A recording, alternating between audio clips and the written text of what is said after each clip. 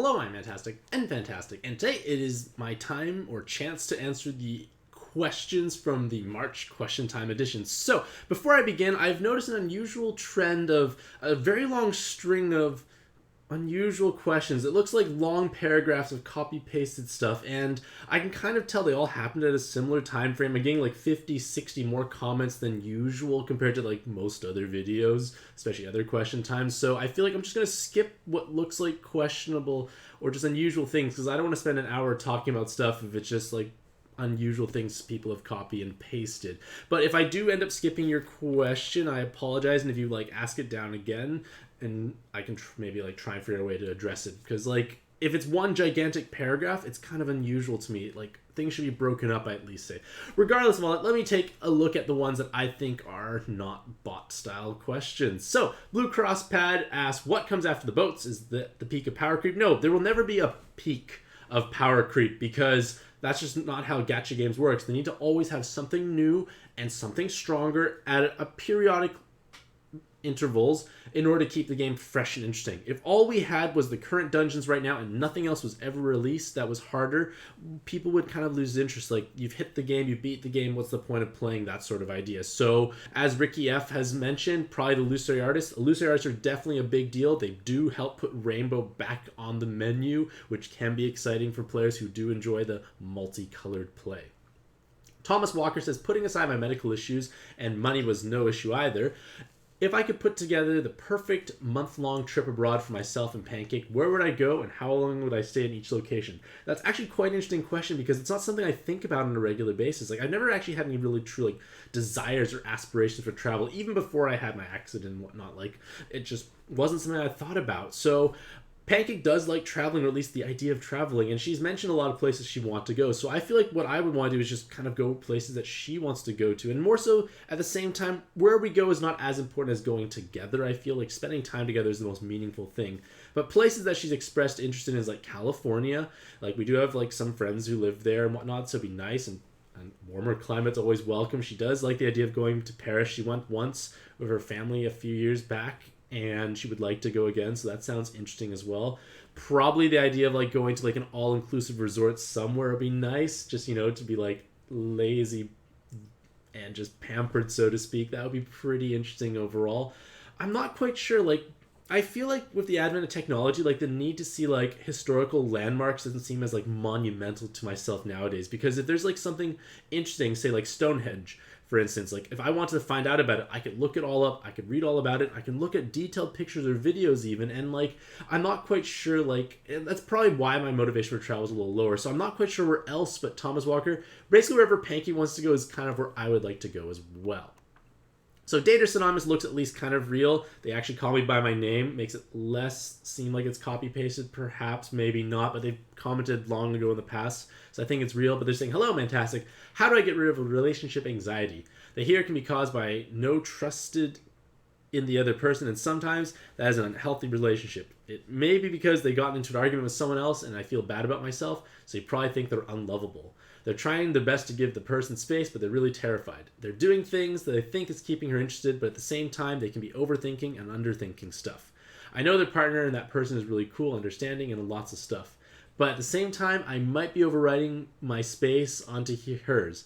I think you should be more patient with that person, because normally if love works, it will work. If it doesn't work, it doesn't work. I really do like the saying of you can't force things to happen. It really has to happen naturally. And they're past their girlfriends that they have happened naturally. I'm not following. They generally like them a lot. They're very glad for the experiences. They have tons of relationship anxiety. They heard too much about anxiety can negatively impact the relationship. What do you think is the best solution for this situation? Well, I feel like relationship anxiety would stem from not feeling comfortable and fully trusting of your partner. Like, if you fully trust your partner, I feel like relationship anxiety will be lowered, because you're not worried about what they're going to do. Can you rely on them to make the correct or important macro decisions? Can you trust them when they go out? Like, they're not going to do anything that's inappropriate. Those sort of things. Like, I feel like just having a solid foundation based in a relationship would be the best way to address this. And also, at least in my opinion, honesty is the best policy. Agent Smith says, do you think we will eventually need triple damage cap? The latest boss multiplier or boss monster in the newest dungeon has like 60 billion HP, taking down 2 to 3 shots, assuming all cards can double damage cap with sub-attribute. Remember, years ago, Hexagon used to have a lot, like 800 million something. Think in the future, bosses will have more. Oh, yeah, they will definitely have more. Like, isn't Hexagon already 100 billion HP? I think it is 100 billion HP, like in Shura 3.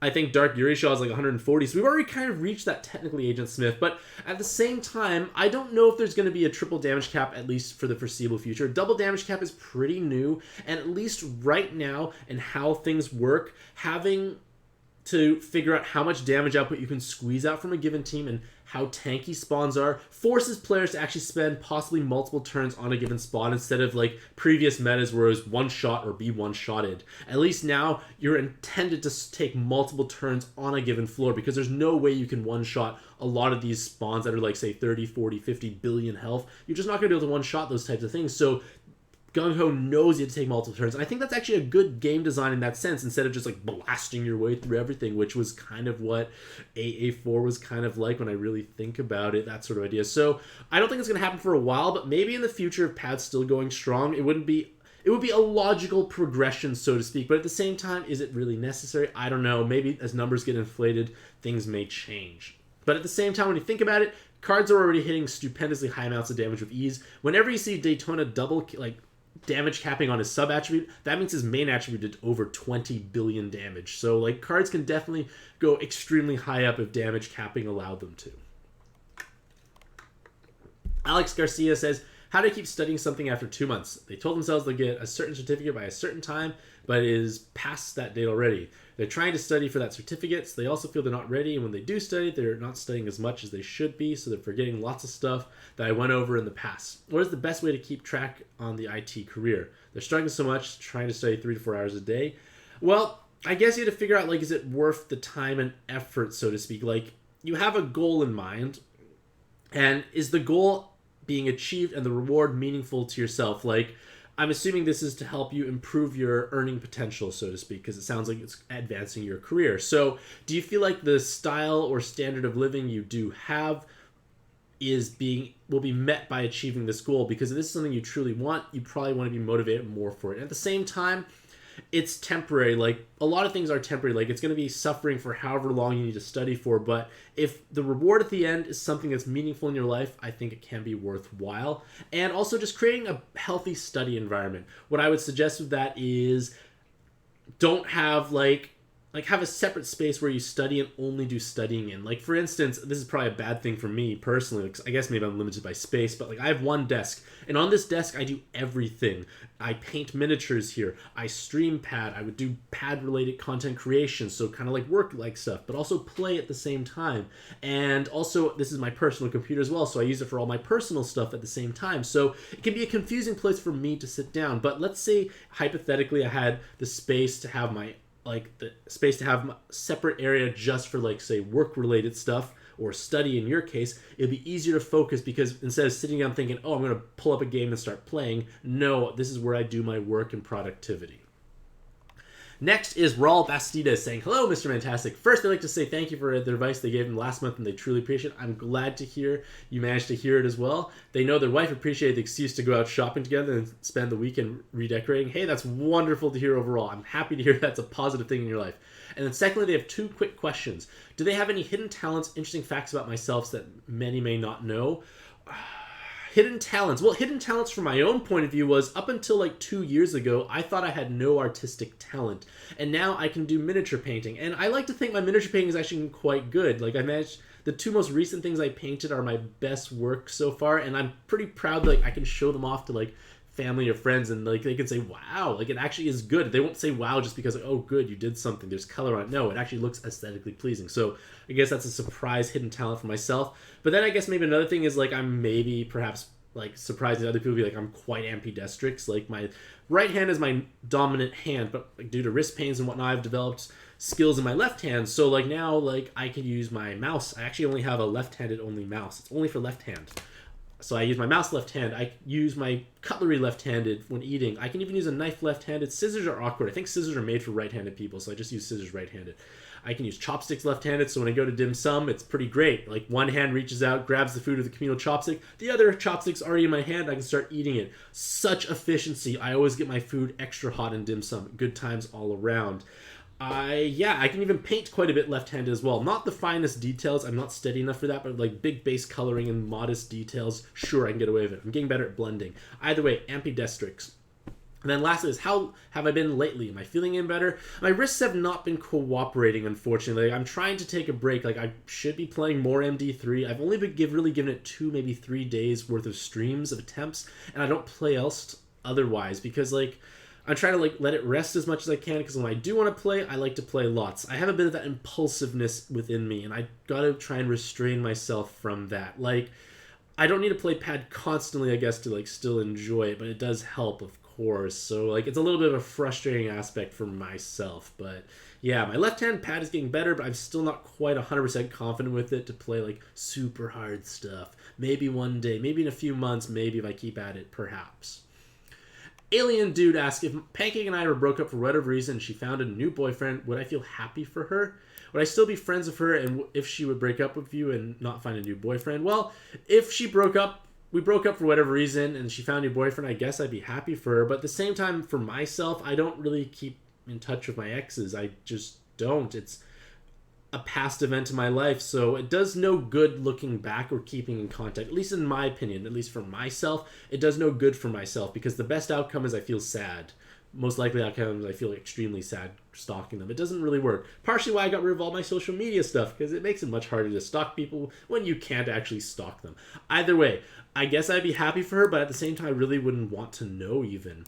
And would I still be friends with her? No, like I said, like I just don't keep in contact. Like, it doesn't do any good, at least in my head. It doesn't work for myself because I think for my like future relationship, would they be comfortable with me being friends with my exes? Because I wouldn't be comfortable if they were close friends with their exes. Similar idea, like I try not to be a hypocritical person, and if it's something I don't like, I don't want them doing the same thing. Point of the matter is, I wouldn't do it. Alien Dude's saying they're not saying we two should break up. They're saying hypothetically. I know, I appreciate that. And how would I feel about you two breaking up? Obviously, be quite sad and devastated. I'm happy with her at the moment. Like, things are going well. Like, yes, like she's studying lots. Things are busier, and it's a little harder to spend time with her. But at the same time, we make it work, and that's kind of what life is. Like, everyone struggles in their own way. But Alien Dude says they really wish for the two of us to get married and be happy together. They know the baseline of a relationship should be friendship. I do agree. It should be friendship for sure. Like, she is my best friend, and that's important because I can talk to her about anything, and that is valuable, at least for me. And they say if friendship is there, the relationship is optional. If I have a relationship and no friendship, that wouldn't even happen because of no friendship. Of course, exactly. You have to start off liking each other on, like, a friendship level, I'd say, for sure. And then this is kind of where I'm, like, not sure. Like, this is where, like, a large string of exceptionally long not even questions, just, like, big paragraphs that it feels like they want me to read out loud. It's just kind of odd, and I feel like I'm just gonna glaze over these because I'm not sure. Like, I'm not sure. It seems unusual. But I know Ricky F is definitely a regular individual. I guess it might... regular, helpful individual. Either way, they say, hey, Mantastic'c, they want to ask 2 questions about Pad in my personal opinion. With the new Pad monster called a Tori from JP's Illusory Artist, which is coming soon, actually. Cool stuff all around. We don't know when. My guess is next month.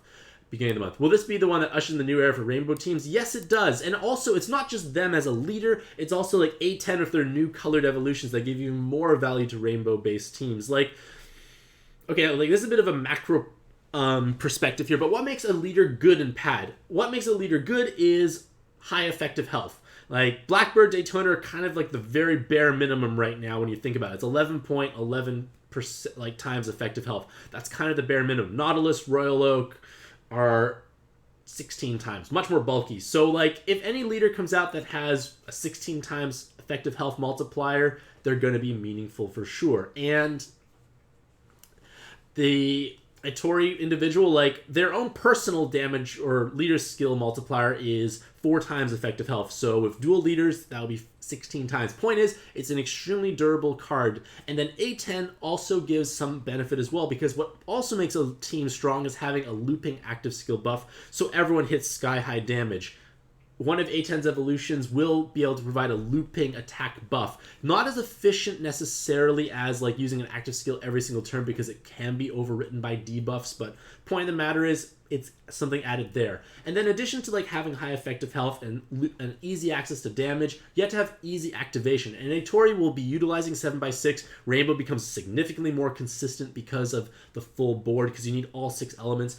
Her active skills on a 3-turn cooldown. You can find ways to make sure you have rainbow activation on a regular basis. Like, consistency is also important. And then finally, another thing I like to keep in mind is, if possible, having a higher amount of damage reduction in the leader skill tends to be better than just flat health, because gravities become not so much of a problem anymore. Because if you're like, say, like a card that has 90+% damage reduction, those gravities tickle you. Even those that are like 400% gravities, not a problem. 75% damage reduction can survive 399% gravity, but they couldn't survive 400 unless you have a single color resist latent. Point of the matter is, higher amounts of damage reduction tends to be better in most cases, and it also makes it significantly easier compared to versus spawns that set your health at a fixed amount. So like Gremory or like Osiris, those are kind of spawns that tend to set your health to a problematic number. Like, let's say it sets your health to 100,000. Teams with 1 times health and 90+% damage reduction, like mid-90s or so, they have an easier time, because when you think about it, they probably had less than 100,000 health. Now they have a health buff. They're actually tankier. It does help there. Of course, a little caveat to all that logic is Seawolf, who has an exceptionally high health multiplier, so it does let them quite a few times survive hits without actually activating. They just naturally use their health pool to tank some hits. That's kind of the weird exception, but then of course gravity's become a bigger problem. Point of the matter is, Atori has the makings, in my opinion, of what makes a strong leader, all those credentials. And again, they have a sub pool that can support it overall. So basically they're extending, saying they have a quick VDP skill that can be looped. Exactly, VDPing is a problem for Rainbow teams, and Rainbow in particular gets helped by there. And built-in increased attack on the leader's skill. Zax is matching tacos or rows. I think she needs to match like a 4 exactly or so. So double damage cap. Well, she can't double damage cap herself, but other cards have a higher chance because she's transforming. And then, what is my opinions on the meaning of life and the purpose of we existing? I don't believe we exist for any grand purpose, as bad as that sounds. I think that beyond the basic biological needs of like every organism of like procreation, I think like if we don't care about like biological like reasons for existence, I think it's about being happy and accepting what's in your life and just being satisfied with what you have. Like, my own situation is not ideal in lots of cases, but I try and find ways to at least live with it, or try and find ways to be happy and whatnot. And it can be challenging, but there are ways to do so, like just finding joy in the smaller things, turning off external stimuli, so to speak. Like scrolling through, like, say, social media can make you feel bad about yourself because you're comparing yourself to others, and comparing yourself to others is never going to be a good practice at all. So I think it's just about being happy, and that's what I try and do with at least my time here. I don't try and force myself to do things that are not necessary. Like, I don't try and like put out a certain image, so to speak. Like, how I act on my YouTube videos is kind of how I act in person. I don't try and like live a charade. If you like enjoy what you listen to, I'm happy about that, so to speak. But regardless of that, I sound like I'm rambling. I think the point of life is just, the goal of life should be to be happy. It's not to get super rich. It's not to have like fame and status and whatnot. I think it's just to be happy with what you have in your own world. And then they asked, do I believe in a higher or bigger purpose to our existence? I don't think so necessarily. We're so tiny when it comes into like the scale of the universe, or I just want to experience life as it is, experience it when it's good or the bad. Or maybe do I find comfort over small little happy things that make us happy, even though in the grand scheme of things it's kind of insignificant. Yeah, just be happy. Like, spend your time with family and loved ones, like people who are important to you. Spend time with them, make the effort to interact with them, and try and be happy. Slide Gobify says, do I think the 20 stone Godfest exclusive machine will be a one-off event or come back frequently? I think it's gonna, well, in conjunction, it's not going to be a regular thing. I think it's going to be like incredibly rarely seen, kind of like big hype events like Players Choice Godfest is once a year, but even then I don't know if these 20 stone things will be, because people will just end up hoarding so long for that. It's not the best practice. I think a one-off thing makes a bit more sense from a business point of view, and just like sprinkle in like crazy high value events once in a while for big milestones, so to speak, but don't get expectations up. And then they follow up. Do I think this machine is a sign that Monster Exchange trading will come a drop in value? Only if it's a regular thing. If it becomes a regular thing, Monster Exchanging will definitely go down. Like, Gung-Ho is definitely starting to shift towards orb skin cards being the better things overall, and those can't be Monster Exchange for. So maybe this is perhaps ushering a slight, hopefully not happening, but maybe a gradual tendency towards orb skins and Monster Exchanging just not being as good as it used to be. Red Sammy asks, how many stones or what percent of my stones am I planning to use in the 20 stone? Most of them, I'd say, like a large chunk for sure, like, because my logic is, if I roll in that event, which I will, every 5 rolls or every 100 stones is the equivalent of 5 7-star Godfest exclusives, which means I am able to gain a trade fodder, like all the trade fodder necessary to acquire a top rarity card. And those top rarity cards, you have to think to yourself, well, that's 100 stones you spent to get this card. Was that worth it? Well, it could be, because if you think about it, like, let's say Valentine's Ideal is coming up soon, because Valentine's event is coming back. Expensive trade. If you can get her for exactly 100 stones, you may want to do so, because rolling in that event, you may not necessarily want to do. Maybe you'll get her, but it's probably a 1% chance of rolling her, and do you really feel that lucky? 20 stabs at 1%, do you really think it's going to happen? You get what my point is. So I think it's worth rolling heavily in that event, because it just goes in line with my Magic Stone saving process. And one second, I have terrible allergies.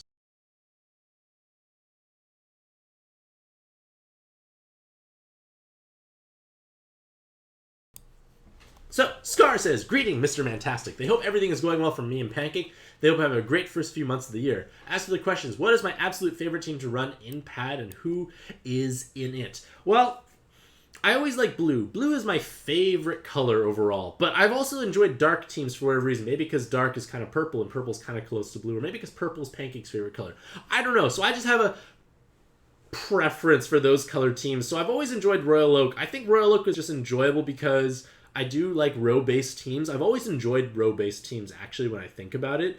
I'm not sure, like, it has, like, a bit of an aesthetically pleasing look to it, just, like, 6 linked orbs. This is just my personal opinion, so I like that. And Royal Oak is row-based, and it's blue. And they have a huge and flexible sub-pool, which I think is great, because I can mix and match and build quite a few different team compositions. Whereas something like Daytona is like, ooh, how many Halloween Cottons do I bring? All 4? Maybe 3. Point of the matter is, I like that idea of having, you know, some flexibility, or tremendous amounts of flexibility. And Blackbird is quite fun, mostly because it's quite easy to play, in the sense that it just dishes out so much damage with relative ease. And the fact that Geru is so dominantly strong, and transforming is easy because of Genmu's weapon assist, which I have. So I think those are the 2 teams that I enjoy right now the most. And then they follow up saying, how have I been doing lately? Physically and mentally? They know I had some hand issues, and they're curious if they're any better. They're not really any better.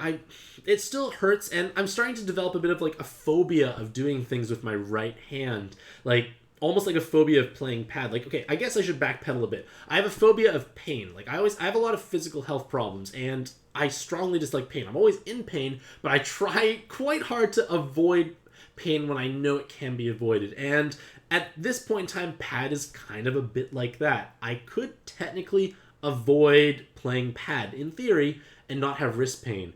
And it's a little bit of hard for me to, like, just work up the courage sometimes to even play, because, like, it's gonna hurt. Even if I use my left hand, it doesn't hurt as much, a little less. Or maybe not so much, possibly at the very, very beginning when I start playing. But point of the matter is, it's a little mental speed bump I'm trying to get over, and it's difficult at this point in time, because I do still enjoy pad. Like, ranking dungeons I do think are a blast to play, but I just have been avoid playing them, because I know if I start, I'll want to just play lots, and it's just going to hurt, and I just will have to stop, and I probably won't do very well because it distracts me. So frustrating in that aspect overall. But either way, I appreciate your questions. I hope you also have a great day as well, Scar. Duke Nuke says, have I ever thought about making myself some opening theme music for my videos? If it weren't for limitations, what would Mantastic'c's opening theme music sound like? Well, at least for myself, I think maybe when I first started, I looked up like a bit of like show business 101 basics or things like that, or I like had my dad provide input because like he was on TV one time and like he talked with some people who are in the industry and like passing on information. Point of the matter is, some information that I've gleaned over those periods of time is that you want to have, well, obviously you want to have a personality that's unique, but you want to have an intro that is consistent, which is why I think you like have the idea of theme music. Like the 5-second jingle is something that definitely resonates with people. It does, it's a way to make people think, oh, this is this. Like, it works. It does work. And the other thing they mention is like when on your outro, be consistent in your outro. Like, have something catchy for people to remember you by.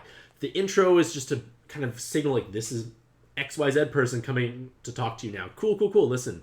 Whereas the outro is like to remember you by. And for myself, I'm not sure, like maybe it's endearing. At least I think it's maybe kind of charming, mostly because it was like low budget, or no budget I should say, and I don't have any musical talented skills when I first started doing this. So I just started being consistent saying, hello, I'm Mantastic and Fantastic. And I seem to always have like a 1-second pause before I start my videos. People have mentioned this before, and I don't know. It's kind of my thing in such a sense. Like, I don't know, would it be odd to have a musical intro right before as opposed to me just saying hello, this is myself?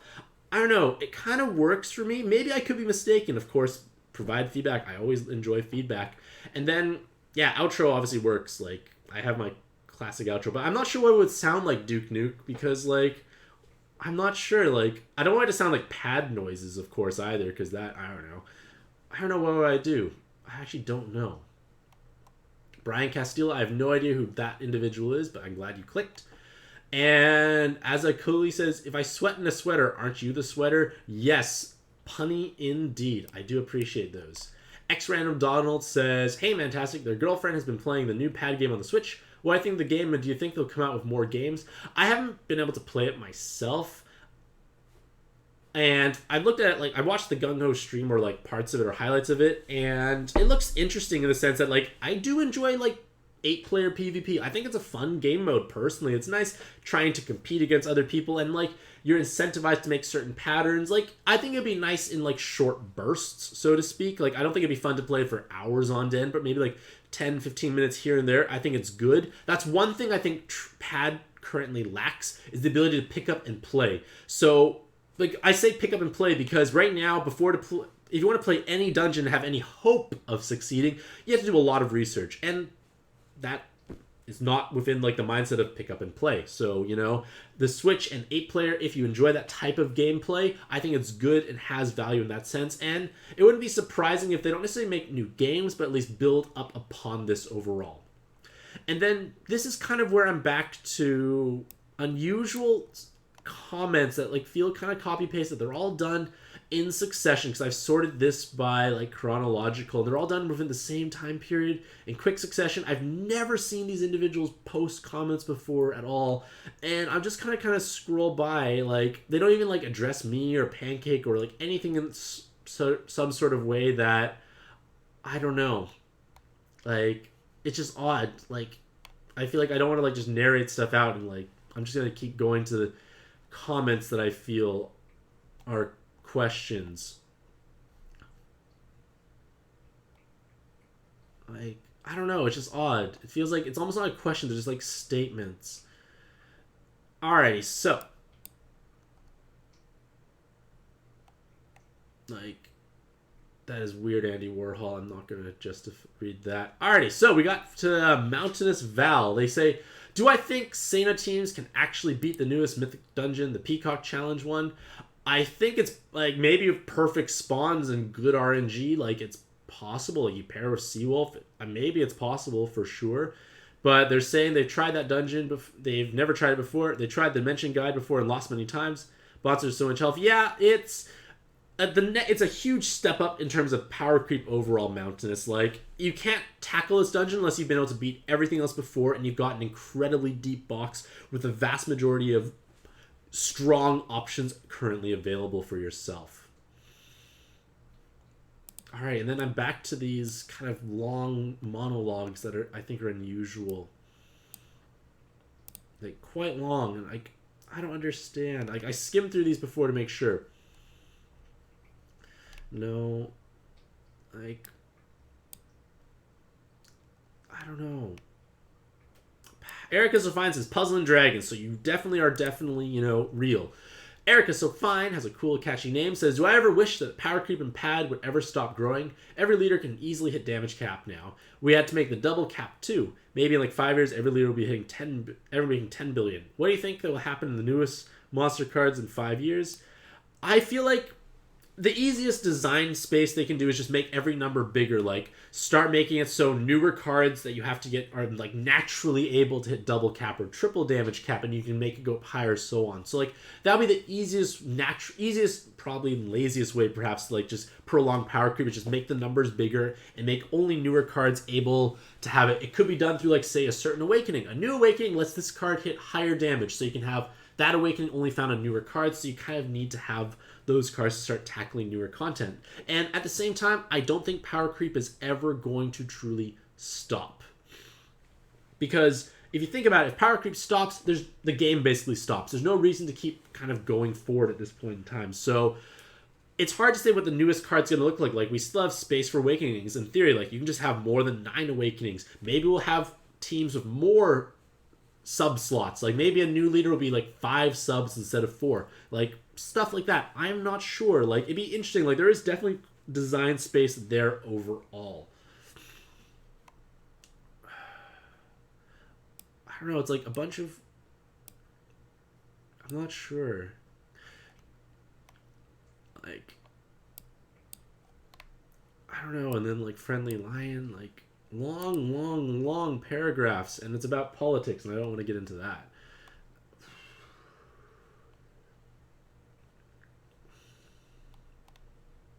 All right, Joshua Grape says, hi, Mantastic'c. Just wondering what kind of stylus I use now. I use the Pad Sue pen. It's quite old. I've taped it together, taped it back together, but the mesh tip still works. Like, when you see me stream and I have connectivity issues with my screen, it's this device itself. It's not the stylus that's doing it. Like, I could use my finger and it still has issues connecting, so it still works. But the idea is a mesh tip stylus, and that's what I find works best. And Pink Donut is a lot of unusual questions. Like, a lot of questions back to back. It's unusual. And then Cupid Bear, again, questions. Batman Beyond says pancake. So you know what? It seems more real. They ask, if sex is out of the table, would I still be a pancake? How important is sex to you? For them, is overrated. They think it should be done with someone you really love or someone that you want to start a family with. Apologize if it's personal. We'll try to be more aware if this is personal or not. It's fine if you don't feel comfortable. I just understand.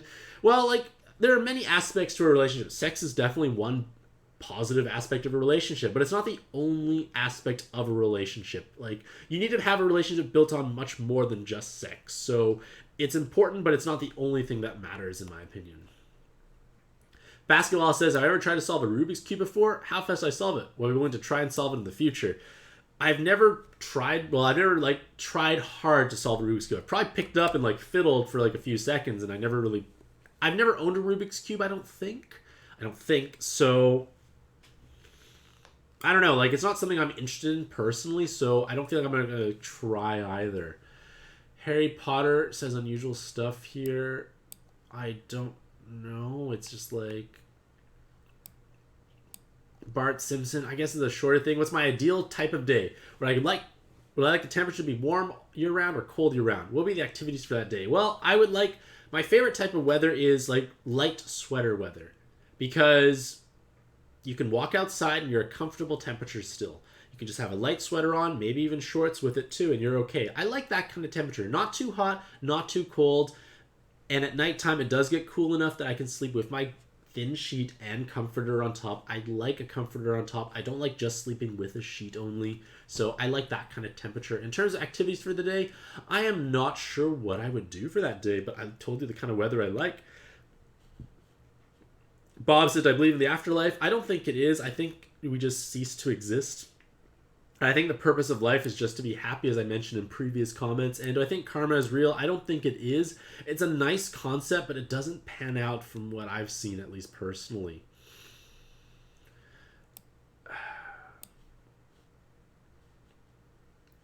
don't know. Like, it's unusual questions. Like, this series of questions, like, I don't know. What's my favorite dance move? Would I do it on screen? I don't have a favorite dance move, unfortunately. And then Ka says, when a friend asked me to watch a basketball game and they didn't, and I don't like watching basketball, but I watch the basketball game with that friend, what I think is most important. I think this seems like a reasonable question. It's not like a long-winded paragraph. I'm not a fan of watching basketball, but like I would wonder why like they want to watch it so badly together. But at the same time, maybe I would. Like, if it's an important person to me, spending time with them is important. May not be something I wouldn't necessarily enjoy, but if I'm with them, and at least from the perspective of a basketball game, I like to think you can talk while having just a common activity, so it just fills the dead or downtime, so to speak. So I would still do it. I wouldn't do it on a regular basis, but I would definitely do it at least once, I'd say, maybe a couple of times. But then I would try to find activities we'd like to do together more. Kevin Romeo says, I still talk to friends I met in elementary school. Only one person I know from elementary school I still keep in touch with, and that's also from high school as well. And from high school, it's only like maybe like 2, maybe 3 people total. I don't really keep touch with anyone because, as sad as it sounds, a lot of people just disappeared from my life after I got injured. Like, just gone. And that's not unexpected. Like, obviously people drift apart over time, but like, it just expedited the process perhaps. But they say they try and keep in contact with those, but they're just too busy to reply. Sometimes get self-conscious in what they talk to them about. If they're too busy to reply, they're not interested in being friends with you, I feel like. In all honesty, I doubt anyone is so busy they can't even reply back.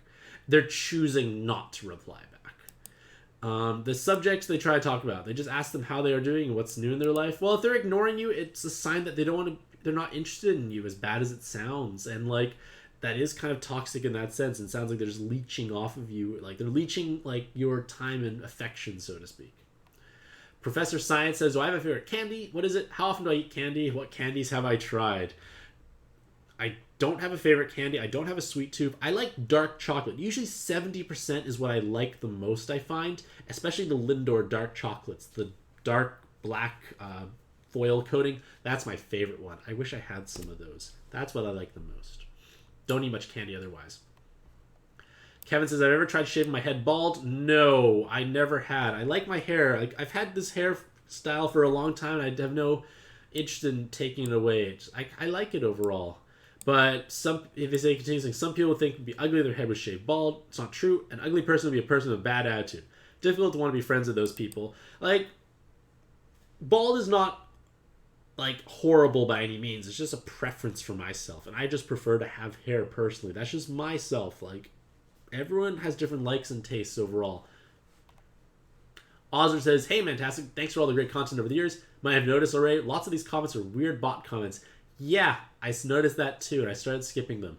Anyway, what kind of books am I into? Do I like fantasy, high fantasy, or am I into sci-fi? It's mostly sci-fi stuff. I used to read fantasy and a bit of high fantasy when I was younger, but I've gravitated pretty much towards like sci-fi or dystopias or dystopic sci-fis especially. I like those types of things. I'm currently reading the Red Mars trilogy, and it's enjoyable thus far. But they have some great suggestions for the former. But either way, for pad questions, a lot of global players are a little discontent with how the game is right now due to the rarity and specificality of like subs assists. If you can design one leader, one sub, one assist in any way you wish, what would they be? Oh, geez. Like, it's just like, in terms of like, it'd be just improving upon what we currently have. Because I don't know what, like, we've been designing stuff to counter the current based content. So like, just say like something even like Royal Oak just had just better number multipliers and scaled off a different awakening, had less L's, just more efficient awakenings overall, trim things out. You can even make it so you somehow have like, just increase the numbers output and like, just, I'm trying to think like, how would you design like, just basically right now, like, we have the problems in the current MD3, just make everyone's numbers bigger. Like, something like Blackbird, but needs, like easier to activate. Maybe his active skill gets an unlock built in as well, just to make it even safer, that sort of style. Like, increases health multiplier, like, effective health multiplier numbers. Like, just increasing the numbers, because, like, right now, I don't think I need to invent new stuff to just beat current content. It's more so just having better stuff that we have currently overall. But I do agree that like the restrictiveness of pad is definitely increasing at a much faster rate. It's getting harder for sure, but at the same time they are more generous with terms of stones given out. So like there's pros and cons. Like you get to get new stuff over time. Like you can take a break in the sense like don't play pad hardcore for like several months, get tons of stones saved up, wait for the next big thing to be released, roll hard, it's a whole new game once again. So that's good in that sense, but if you want to be like at the peak and cusp of power creep all the time, I think it's a hard thing to keep abreast with. And then they ask, how do I feel about putting Evo Gems into endgame dungeons?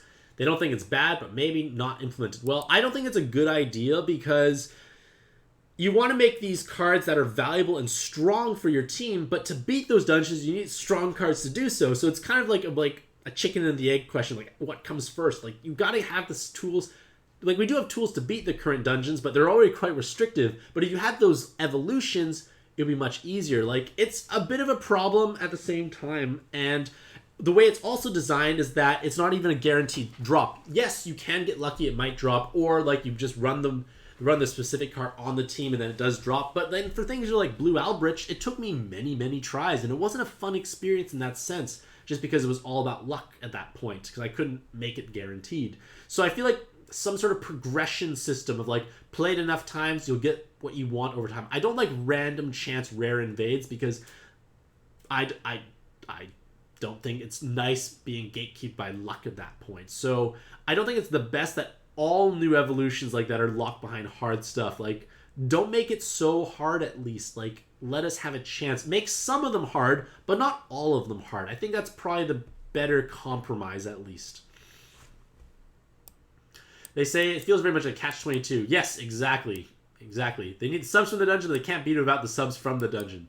I agree. Like, just have... Or, like, easier dungeons. Like, have some of them be easier, some of them harder. So that way, like, there's a bit of a chance for you to build up stuff overall. But either way, I do appreciate you pointing out the bot comments as well, Osrid. I think, like... Yeah, like, I don't know. It's just odd. But canning trend seems real. Like, definitely thanks for this opportunity. Look forward to my question time. So they say question time. Makes me think it's real, or maybe I could be played by bots. I don't know. If you can float a house by a lot of balloons, would I do it? This is not... Is this the Up movie? Would I be willing to live in a house that's floated by balloons? And how many balloons do you think it would take to do that? I think it would take way too many balloons, and I don't think I would like to live in a floating balloon house. I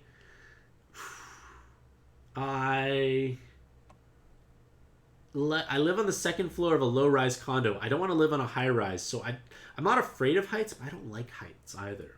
And it would take way too many balloons. Barbara Streisand, funny name, asks, have I ever eaten pig's blood before or balut before? I think I have at some point in the distant past. I don't remember what it was like. It was just kind of neutral to me. I didn't seek it out afterwards, if I'm not mistaken. What is the oddest things? I don't know, like... Chicken feet is odd to some people, but to me that's normal. I love it in my dim sum. I love dim sum, so I'm not sure. But I do enjoy it. Maybe it's just because chicken feet is made in that like red sauce. Maybe that's what I like. But I would eat chicken feet again. I would like to go for dim sum again for sure. Chrissy asks, what's the best operating system, Windows or Apple? What do I normally use? What apps do I use besides Pad? Well, I've always had Windows for my desktop, so that's the best to me because I've never known otherwise. And... what other apps do I have besides Pad? I don't really have any other apps that I play. I don't play any other mobile games at this point in time at all. So, yeah. Like, Spotify is, like, an app, I guess. Discord, I guess, is probably one of my more used apps, because that's how I communicate with people I talk to, or WhatsApp as well. But otherwise, not many other apps besides Pad, actually. I'm more into board games right now. Well, not right now, like, all the time, I think. Then... Chrissy is also replying to Osred. People who comment are happy to talk to Mantastic'c. They think he's a cool person.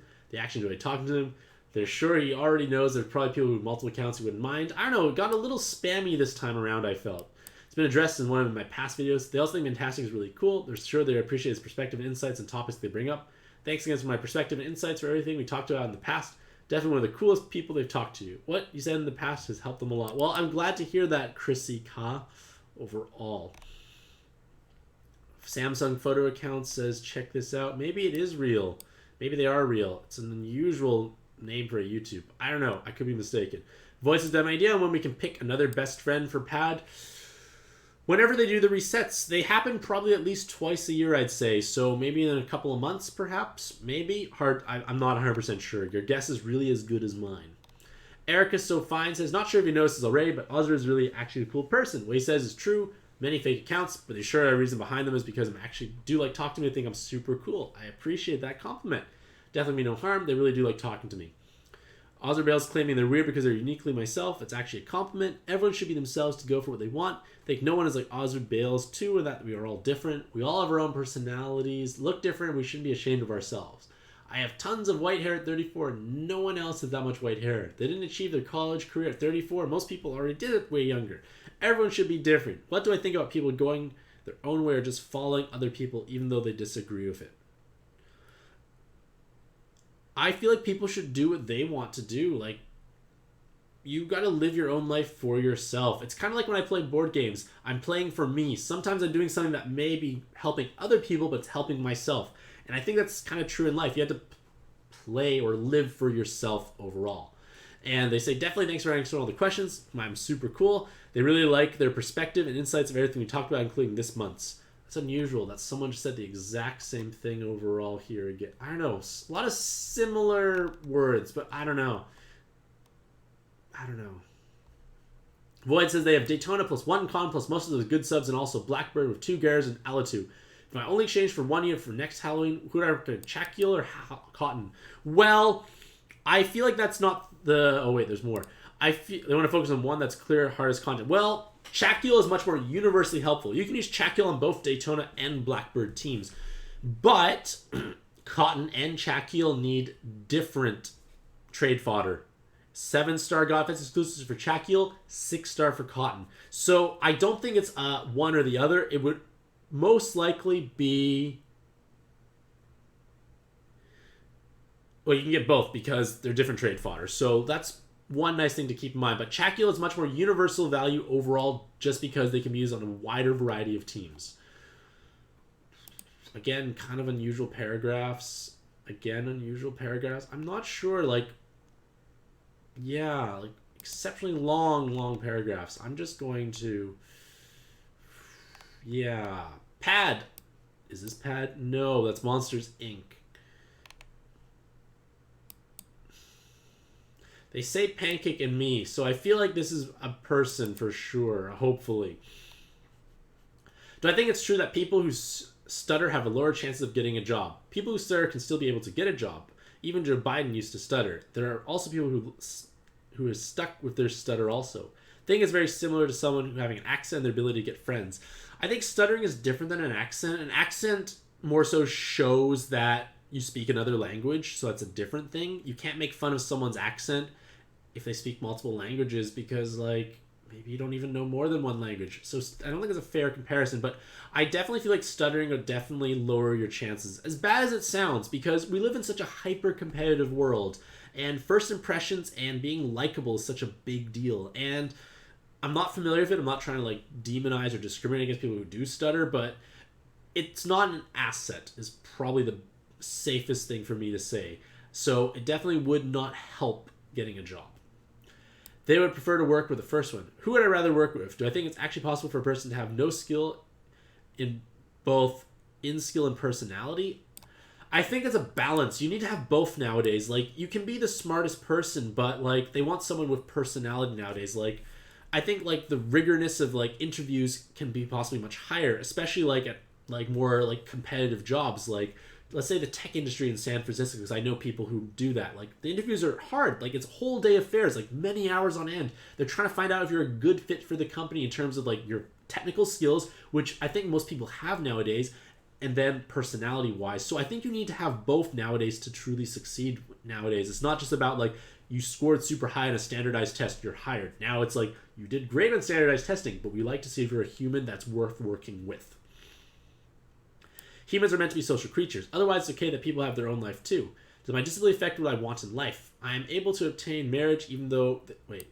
You are also able to obtain marriage even though I want it also. My parents claim I should get a career before I get married. I think being stable is important before getting married, at least. That's partially why Pancake and I are just waiting it out. Like, she's going through school. It's difficult. It's busy. we can be on sure footing. Like, we're already engaged, we're already committed, we're already happy. We don't need to have like those labels necessarily, but it's still, there's no rush, at least in my opinion. What's most important is marriage, is both partners want to work it out and stay together. Hoping that you and Pancake stay together. I do appreciate that. You two seem truly happy together. Do I think there's a difference between living together and hanging out? What difference do I notice with Pancake? Living together is much different than hanging out because you get to know all aspects of a person. Hanging out, to a certain extent, is a cultured, doctored image of the person. You only see them when they're there to have fun. You don't see them when they're stressed, tired, frustrated, angry. You only see the good bits, so it can be misleading, I feel, overall. So it's important to have like at least some sort of like trial living together situation, or like some way that you see them in other aspects of their life. And I think that's important for any relationship, or any long lasting relationship, at least in my opinion. Peter says, if I go too fast with my partner and my partner stays quiet, should I apologize for that? Like, I'm sorry for rushing and not listening. We can do it out whenever you feel comfortable. Or is it better just leave it as it is? What do I do if I me? I don't know enough about your situation, Peter, to know for sure, but what are you going too fast with? You're not listening to them? Again, I'm not sure. And then Tina says Pancake and my mom, so I feel like it's not copy-pasted at least as much. So they say, how do I improve communication skills? Practice. I talk a lot in front of a camera. My communication skills improve because, the more I do it, the more I have to. I find better bridging words. I would, instead of saying like I just did before, I would almost take a half second to pause. Taking a pause is better than saying and then I'd find a better word to say afterwards. And I keep going from there. So I think just practice and removing poor choice bridging words is meaningful to improving your communication skills. They think their partner is getting frustrated with that. Should they apologize for that? Oh, this is not about public speakings. They want their partner to understand that they understand their partner. I feel that you may need to like slow down when talking to them. Like, don't get ahead of yourself. Talk to them how you would want to be talked to as well, perhaps. How to develop a deep level of trust with my partner. Honesty. Being honest right from the get-go. If lying is hard work, I think. Like, because you have to remember the lie, and then remember like the lies you build off of the lie. So I truly believe that honesty is the best policy right from the get-go. Be honest. You don't have to remember things. And your stories will always line up because it's the truth. Should you always give your partner the benefit of the doubt on things they do? You should, because that comes with trust. Unless they've done something to betray your trust, and depending on the severity of the trust betrayed, then obviously it becomes harder to regain. But at least I like to think I choose partners who are trustworthy from the get-go. And they do want to develop trust in their current partner. Being honest and open is important. How far do I trust Pancake? With everything. And that's important for myself. If my mom is not there and you and Pancake don't live together, do I trust her enough to not steal your stuff when I'm not home? Oh, 100%. Like, we share everything, so like she'd be stealing from herself. It doesn't make sense. We're way beyond that point, at least I'd say. Think they may have trust issues. Again, it could stem from previous relationships. Their partner has shown that their partner cannot be trusted. That's a problem if they've done things. That is possibly why you have trust issues if they've done things. And again, it depends on the severity of the trust breached. Is it worth staying in that relationship? Do you always feel paranoid or looking over your shoulder for whatever reason it may be? That could be a problem. Partner is about helping one out and stuff. What wouldn't you trust Pancake with, or am I completely transparent about everything? I am transparent about everything. Like, I tell her all my fears and problems and frustrations, along with things that make me happy as well. And I think that's the best policy. And if you don't feel comfortable opening up around your partner, you need to figure out why that is the case, because it could be obviously this problem or the root or the cause of deeper problems overall. But with that being said, hopefully this series of question time is interesting. That was still 53 minutes, and I skimmed over lots of the questions. Hopefully I didn't skim over any non-bot questions. But with that being said, hopefully all you lovely ladies and gentlemen have a truly fantastic day. I wish you all the best luck in your own pet adventures, and happy puzzling.